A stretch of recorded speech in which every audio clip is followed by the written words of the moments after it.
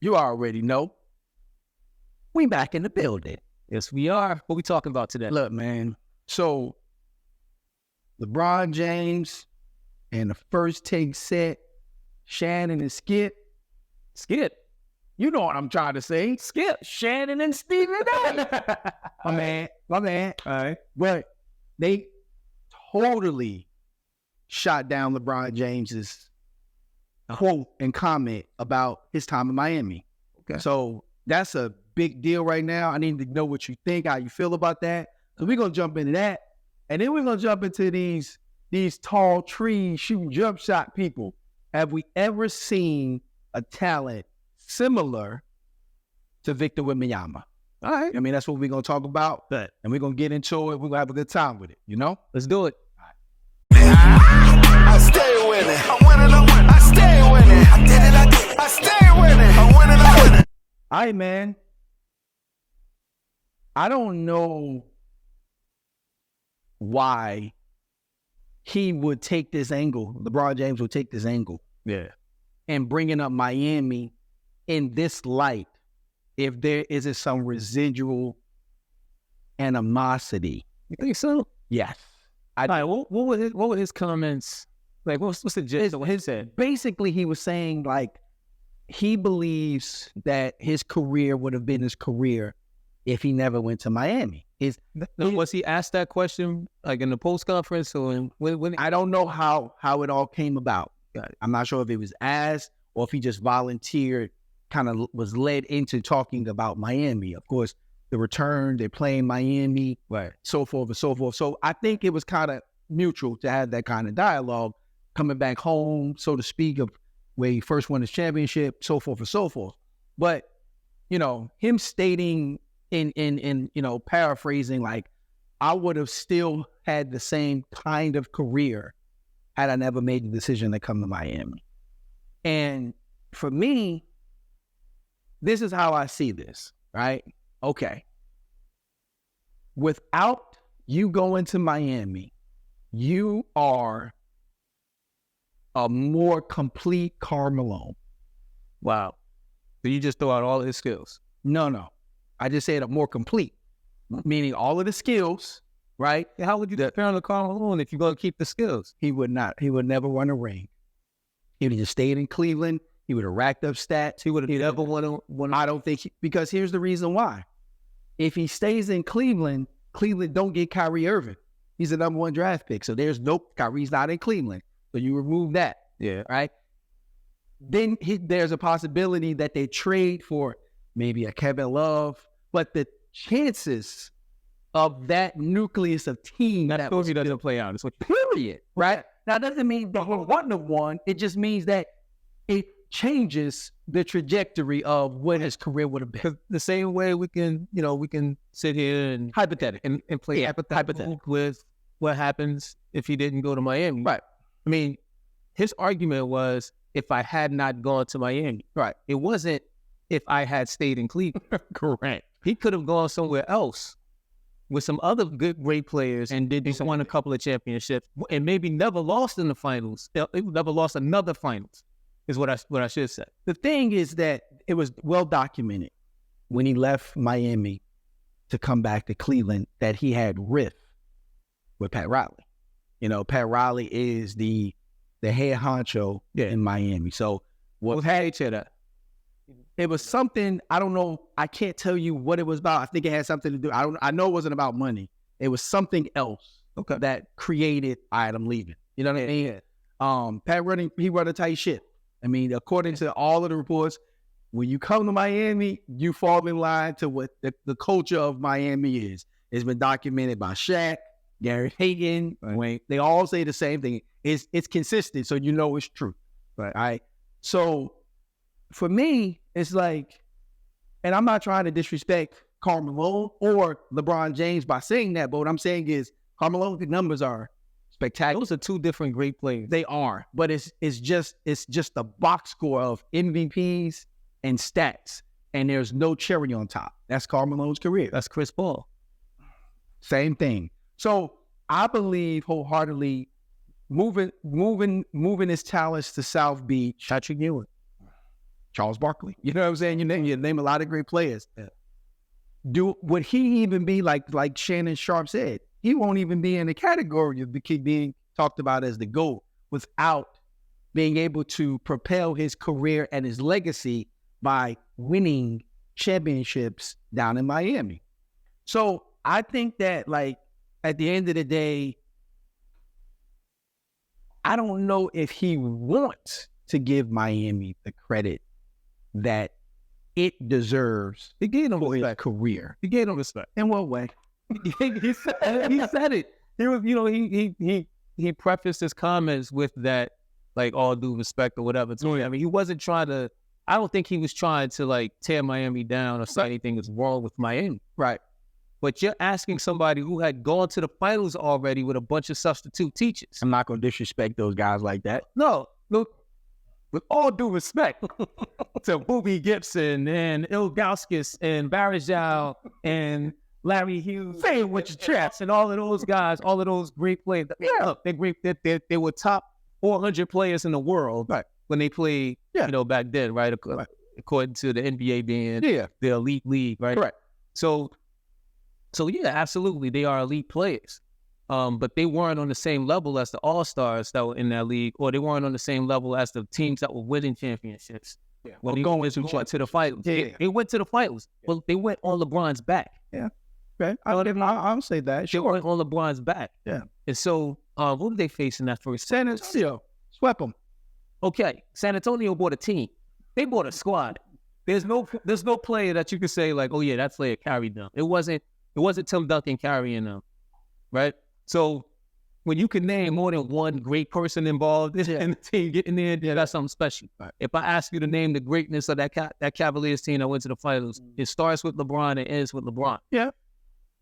So here's what I think. I think he has every right to make that claim. Okay. He has every right to say, look, Miami didn't make me because I was who I was when I got here. Okay. Because he was who he showed that. Yeah. He showed that, but he did need help in order to win. Okay. And it started with D Wade and Chris Bosh being that help for him. Then it continued with Kyrie being that help for him. So, but here's the mistake that Shannon made in his comment. Okay. Shannon said something along the lines of, you got into the conversation being a GOAT because of Miami, which I'm okay with that statement because that was where he won his first championship. All right. But we were already talking about how great he was because he carried teams to the finals. Shannon said you went to 4 straight finals then. LeBron went to 9 straight finals. Well, after that, yeah. It wasn't just the Miami team that he went to the finals with. He went to 9 straight. Right. And I think that 4 was part of it. So it was, but it's kind of like picking, you're picking, a straw here, a straw there out of the way his legacy will play itself out. Without Miami and without him teaming up with Dwayne Wade and Chris Bosh and Pat Riley, in my opinion, the mentality that he needed to carry what he carried from Miami to Cleveland to LA, he learned that in Miami. He learned that the winning mentality. What was D Wade's mentality? They taught D Wade's mentality. D Wade taught him how to be a champion. Pat Riley taught him how to be a champion. D Wade had the winning mentality. I believe so. But D Wade won the chip prior to LeBron coming there. Right, but D Wade never went to a finals without another Hall of Famer on his roster. No, that's true, but LeBron did. Yes, but at the same time, we know that finals run that D Wade had to get them that championship wasn't because of Shaquille O'Neal. It was because of Dwayne Wade. Oh, so Shaquille O'Neal didn't matter? No, he did. If he wasn't on the roster, but he went. I think they still had Alonzo Mourning. They did. They did. You know what I'm saying? You think they still would have won? I believe, like, when it comes to that mentality that they're talking about, that killer or that drive, I believe he learned it in 2 spots. The first spot was teaming up with D Wade and seeing the culture, seeing what it took, and the Olympics with Kobe Bryant. Yeah. I believe those two they play hand in hand. I think, of course, when you go play with someone and y'all are tight, like him and D Wade seem to be, you are going to learn certain things from them. They're going to learn from you, right? And I think so. Yeah, I'm not going to downplay what you're saying. Right. He learned something. Yeah. From Miami as a franchise, from Spo particularly, I think he learned how to prepare for games. I think, Spo is a master at studying the game, right, and making the right, coming away with the right game plan, right, and being able to make adjustments because he knows the plays, he knows the players on the court better than they know themselves. Right. So he learned that, and of course that what we learned. We talked about this in the earlier episode about how Miami requires conditioning, had their conditioning. Yes, but here's the thing, LeBron. Conditioning was already leaps and bounds above everybody else. I don't think LeBron had a problem, fitting into what their conditioning requirements were. Right. He came when he was in Cleveland. He was skinnier, but he was still low body fat. Yeah. He probably met the body fat requirement of the guards, right, and not of the big, the big. Yeah, the small forwards and up. Yeah. Right. So I think he learned the discipline, a little bit more discipline there with that because, he had his own routines. He had his own workouts. He takes great care of himself. Yeah. He has the discipline to not eat crazy. You've never seen LeBron out of shape. Right. I have never seen LeBron out of shape. Right. So I think he already had that. But that film study, that breakdown of the plays, when you hear other podcasters trying to think who was saying this, Norman Powell did an interview on Podcast P, and he was talking about LeBron calling out their plays, telling everybody on the court where people was going to be, who was going to get the ball. Right. Yeah, I think he picked that up from Spo, for sure. But let me ask you this. Yeah. In contrast to what Stephen A. and what Shannon believes, if LeBron didn't go to Miami, and instead he found a way, somehow ended up playing for Pop, how would LeBron's legacy be? Who's in San Antonio? They had a squad. Let's say they still had Tony Parker. Already had a squad. LeBron still is a free agent. When he went to Miami. A lot of people forget that Tim Duncan is 5-1, and that one is the loss to Miami. That's LeBron James' career if he connect with a young Greg Popovich and the system. You get what I'm saying? Like a system mentality. Great. That's how great Pop is. You know what I'm saying? Pop was great. Now he's a little older now, and he might have struck lightning in the bottle again as we get ready to talk about Wembanyama. But LeBron James, one thing that is remarkable about LeBron James, and they bring it up in the dialogue, is that he hasn't had a coach that had a legacy prior to him coming on board, which is great, right? So was Eric Spoelstra going to be a great coach? Probably. Did LeBron James was a great coach? Yeah, but did LeBron James assist in that? Absolutely. Was Ty Lue going to be a great coach? Yes, probably. Did LeBron James assist in that? Absolutely. Well, you got to see them actually coach, because what happened in Cleveland, again, I'm not trying to disrespect any of these coaches, right? But we saw it time and time again in Cleveland that when the game was on the line, when it was time for normal coaches to make adjustments, the only adjustment they made in Cleveland was to put the ball in LeBron's hand. Yeah. Like stop trying to run plays to get like Boobie Gibson open for a three. Right. Stop trying to run plays to Will Gauskas. Right. Get a ball to LeBron James. Yeah.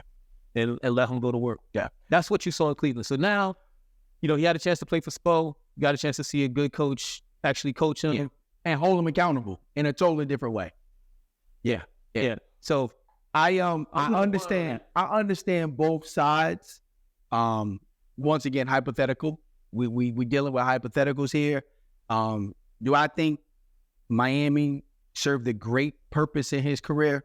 No, absolutely. But do I think he also supported and made Miami greater than what they already were? No, absolutely. They don't get to 4 straight finals without LeBron James. Right. No matter how great Dwayne Wade was, LeBron James was the catalyst of that. And D Wade was on the back. He was starting to the knees were starting to go. Chris Bosh He probably never ends up in Miami. He may not have left Toronto, or he may have left Toronto with somewhere else. Who knows? But that's just what it is. Let me make one last statement out of this, and then we want to move on. Yeah. Here's the last reason, final reason why I stay with LeBron on his comments, that he would have been, his legacy would have been what it would have been. He would have been who he was going to be, because LeBron's plan did not start once he got into the league or in Miami. Right. Shannon and Stephen A. made comments about how Maverick Carter and Rich Paul, support him, but they're biased. Right. Yeah, but they were also there before the media showed up. They were there, right, planning what today was going to look like with LeBron long before it got here. Right. So they always had a plan. Yeah. They marched by the drum. Yeah. They executed. They got it done. Miami just happens to be a part of his legacy story. So we live and accept that. Right. And we don't have to play the hypothetical about what his legacy would have been. Yeah. It had not. I rock with that. That makes a lot of sense. You know what I mean? But you know what? We got an interesting topic here, man. It's a lot of chatter about Victor Wembanyama. The unicorn. A new unicorn. That's what they're saying, right? Let me ask you a question. Mm-hmm. Real talk. Have we ever seen a Victor Wembanyama before? No. Okay. All right. No. So tell me why you say no. Let me tell you why. I don't think we've seen a Victor Wembanyama before, because any other player that we think of that kind of cracks that 7'3" height and goes a little bit beyond that, it shows some level of mobility, athleticism. Don't show the same level of mobility and athleticism as him. That's reason number one. Okay. Right. So his ability his agility, right? His ability to handle the ball, keep it low, his ability to pull up off the dribble or catch and shoot really quickly, at his size, I think is unique. Okay. When to catch and shoot, Porzingis can do it. Okay. Right? He's 7'3". Yep. Yeah. Porzingis can do it. I don't think there are any other 7'3" or taller guys that I've seen be able to do that. And then on defense, he is a completely different type of animal with his timing and his extension. When he's blocking your three-point shot, regardless of how tall you are, AD, from the paint. When he's jumping out of the paint, extending, and he has the hand-eye coordination to reach your shot, right? That's special. And you can only do that when you have not just the height that he has at 7'4", 7'5"-ish, right, but his 8-foot wingspan. Right. So I'm going to make a very, very interesting comparison right now. Go for it. All right. I believe we've seen players like him. And I think there's a player in the NBA currently right now who's sitting on the bench and not getting the burn for whatever reason that is like him. He is not like him on the defensive end. That's probably why he's not getting the burn. But he's definitely like him on the offensive. Who you talking about? Bol. Oh, it's like Manute Bol twice? Yeah, baby. How tall is Bol? 7'2", I believe. 7'2". Yeah, he's 7'2". Yeah. I do not believe Bol has the same motor defensively as Victor Wembanyama. Do you think he has the same motor offensively? I think he has the exact same motor offensively. I think he's a shooter. I think he can handle it. He can rebound, go coast to coast. Yeah. Agility-wise, yes. I think the difference between Bol and Victor Wembanyama is a business decision by the NBA. Okay. One is marketable and one is not marketable. For whatever reason, whether it's his attitude behind the scenes or it's his appearance in front of the camera, we would rather market Victor Wembanyama with his maturity, with his physical appearance, and the way he handles himself. Plus, he's an international player, and right now the international players are extremely popular in the NBA. Is Bol not? No, Bol is American. He's born here? Yeah. Okay. So I think that plays a major factor. And I think Bol doesn't get, whether he's getting the opportunities or not, his highlights resembles a lot of what Victor is doing now offensively. Yeah. He can shoot the three. He can shoot it off the dribble. He can shoot it off the catch. Right. He can, step back, in and out, Euro step, dunk it from the free throw line practically off of his toes, things like that. I think those are the similarities. But I think that because of the market, because of the business component of the NBA and how we want to market the NBA, Bol don't get the same love. That's my opinion. I think that is a hot take. Yes, it is. It's hot. It's a hot take to say, like there's something wrong with the NBA in that they don't want to market one player, but they'll market the other one. business. Here's the thing. NBA will market multiple players. Yeah. If they're good. Yeah. They still market KD. Yeah. They still market LeBron. They still market Kawhi. Still market Giannis. That's true. So there's room to market Wemby and Bol. Yeah. If anything, they want to hype those matchups. I mean, the Spurs and the Suns have played 2 great games against each other. Yeah. Bol is on the end of the bench. And getting no playing time. Right. So imagine you got one Wembanyama on the court. You can put KD and Bol on the court against Wemby if you wanted to. And maximize that matchup. Yeah. But maybe they're waiting until Bol actually develops defensively, and they'll do something like that in the playoffs. For me, we mentioned Porzingis, Chet, OKC. He's another 7-footer. That play, and he's aggressively on defense as well. He plays hard on defense as well. Right now, I think he averages more blocks than Wemby. So, these are surprise unicorns, so to speak. But I think from a marketing standpoint, I think at the end of the day, what we cannot forget is that this is still a business. It is a business, and I would want to market both of them. I would want all of them. Chet is getting his marketing. Yeah. Yeah, Wemby's getting his, definitely. But I think Wemby's getting his because he is the biggest enigma of all of them. Right. Like if Chet wanted to just play back to the basket, let me, throw up a hook shot or something like that. Right. He can do that and average 20 points a game, 10 rebounds, 2.5 blocks. Right. Right. Have a great career. But he's more than that. Chet can pull, stretch the floor. He can pull it out, shoot a 3 off the dribble or spot up. Right. He can do much more. He's going to be marketed because he's looking like a future all-star. Right. Wemby's, now that we've seen him actually play, right, the questions around him are starting to be answered. Mm-hmm. He's looking like a future all-star, potential Hall of Famer. Right. Bol is not. And Bol has been in the league 5 years. Yeah. This is his 5th year in the league. Yeah. And he's only played more than 33 games once. See, and I think that's the interesting thing is this, right? Because Bol was on the AAU circuit. He was playing in America through a lot of these hyped up things. And even then, there was no market of, promoting this kid. Like, it was not there.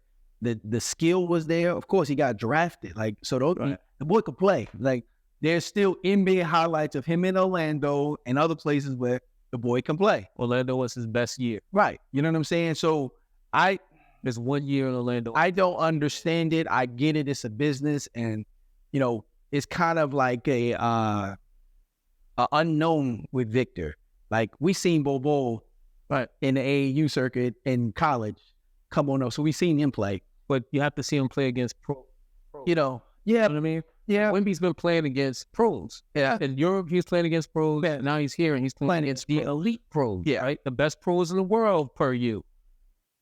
We're not gonna do this. I'm just bringing up. Listen, I'm just bringing up stuff that was said. All right, Noah. So don't start. So look, don't start. So Wemby, Wemby dropped 38 on KD in the boards. Okay, so I'm just saying that was a great game. That's his most points in the game. Just wait to see what he drop on the Raggedy Knicks when they played him. They playing now. They don't mean here talking to you. So what? I hate you. I don't care. That's not even gonna drop 40 tonight now. As long as it's not gonna lose. Not gonna lose. Long as you Nick, and he can do that as long as it's at hell. He got about many points. He can hold up the Wilt Chamberlain 100-point sign. All I care, as long as it's an L. But no, man. Look, I think the league wants to be able to market all of these guys. Okay. And not going to go and market a guy that's averaging 9 points. Yeah. Right now, Bol had not played yet, mm-hmm. and you were just looking at his physical characteristics, going, what is this guy going to be? Right. Market that. Build up that intrigue and that interest, because that's going to put butts in the seats to watch him do something on the court. Right. But Bol has gone out there too many times and did nothing. Okay. Right. He had, like I said, his best year. He played 70 games when he was with Orlando. Right. That one season. Right. He averaged 9. Yeah. That was his best season. Right. His career average is lower than that. How many minutes a game was he getting in Orlando? That year, he had about 23 minutes per game. Okay. If I remember correctly. Yeah.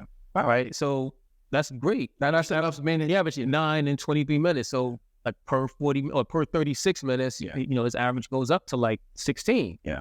But yeah, I mean, listen, it's a good comparison. I think the NBA is doing a great job, even though it's kind of like OCD, like too much of like calm down, dog, like relax. It's the first 10 games. It is the first 10 games, so you don't want to get too hyper. But Yeah. but what they're doing is building that intrigue, because we've been watching basketball for A long time. Yeah.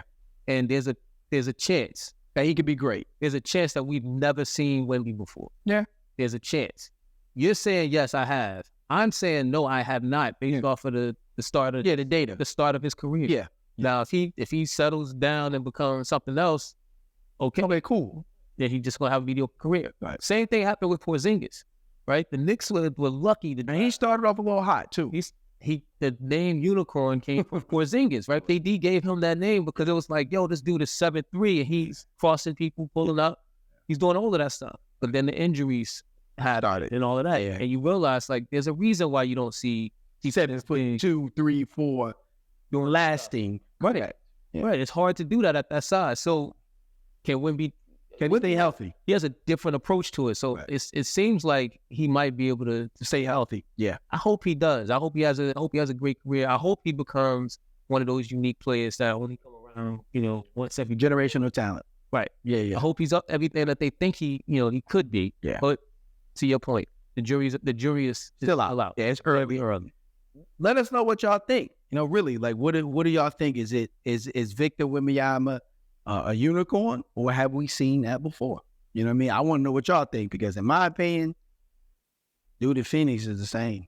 Yeah, man. Look, hit us up. Yeah. On IG. You know what's up on TikTok? Yeah. Hit us up on YouTube. Yeah. Put in the comment. Let us know. We in the building. Stay winning. I stay winning. I'm winning, I stay winning. I did it, I stay winning. I'm winning, never losing. I'm winning, or caught slipping. I did it, I stay winning. I'm winning, I stay winning. Yeah, yeah.